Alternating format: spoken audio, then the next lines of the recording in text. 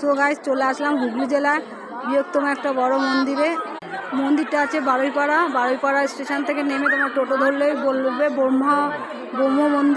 ব্রহ্মধাম মন্দির, তো তোমাদের নিয়ে চলে আসবে।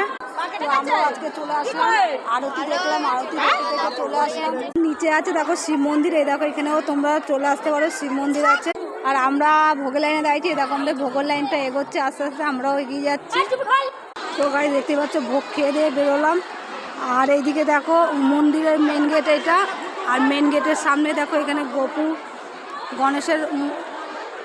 গণেশের মন্দির দেখতে পাচ্ছ বাঁদিকে, আর ডান দিকেও একটা মন্দির আছে। তো গাইস এই একটা মন্দির কপিলগুরু এখানে আছে মন্দির। আমরা মেন মন্দিরে প্রবেশ করলাম, এই দেখো এখানে আছে তিননাথ ঠাকুর।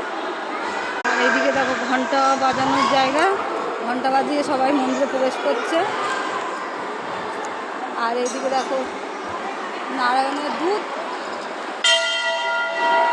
সবাই ভোগ টোগ খেয়ে আবার মন্দিরে বসে রয়েছে সবাই।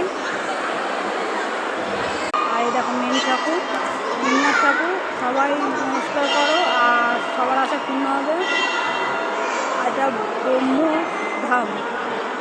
তো ভিডিওটা তোমাদের কেমন লাগলে, ভালো লাগলে লাইক করো, কমেন্ট করে জানিও। আর আমার খুব শীঘ্রই বড় ভিডিওটা আসছে, বড় ভিডিওটা পুরো ভিডিওটা তোমরা দেখে নিও।